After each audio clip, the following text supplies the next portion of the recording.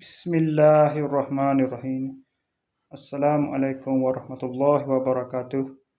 Jumpa lagi kita dan channel saya hari ini hari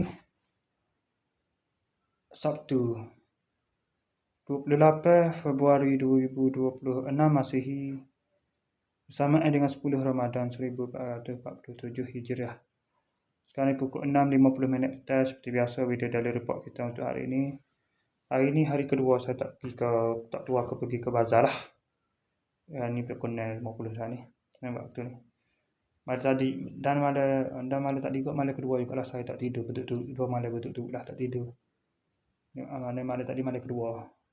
Pada buat video daily report kemarin saya tak pergi mana-mana dah lah. Tunggu semaya. Lepas tu saya relax tunggu.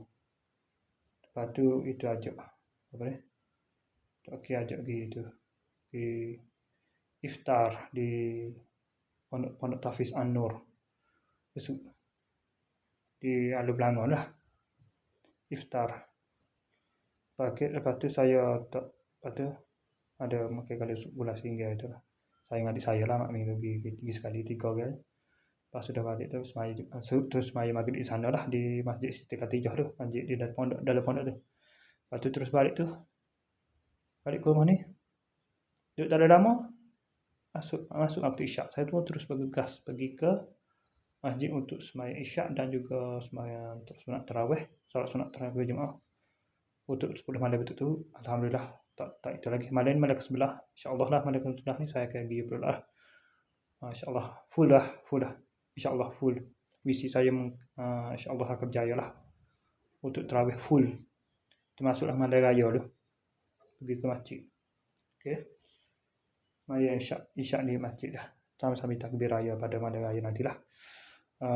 Tak tentu lagi ni tak. 29 atau 30 pada tahun ni. Begitulah. Okay. Lepas tu minimalis biasa kena fikrilah sehingga lepas pada semaya masa tarawih tu biasalah minimalis biasa. Lepas tu balik pada pukul berapa malam 12.30. Lepas tu hanya balik tak tidur, hanya balik edit video ke apa semua tu lah. Edit video Facebook apa tu. Alhamdulillah hari ni complete semua lah. Segala aktiviti yang saya buat tu complete dah lah. Saya postkan. Kecuali malam tadi tak ada post lagi. Malam tadi insya-Allah esok lah. Untuk aktiviti tu insya-Allah, tapi saya tak ambil gambar banyak mana. 2 keping gambar. Saya aktiviti malam saya pergi ke mana ke iftar di Pondok Tafiz An-Nur.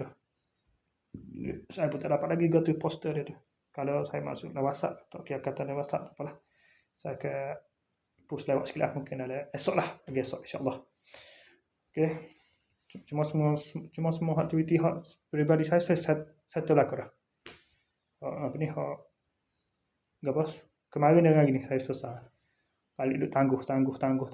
Patutnya saya selesai 2 minggu lepas lagi selesai benda ni. Tapi oleh kerana duduk tangguh ya. Berpus lah. Hari ni. Kemarin dah hari ni selesai. Betul tak ada nak pergi ke bazar lah. Okey, sekadar okey. Lepas tu lepas selesai kan. Tak ingat lah. Lepas pada semai subuh tadi saya tidur apa ada jadi video tadi tidur suruh mengatuk lagi tidur pada pukul berapa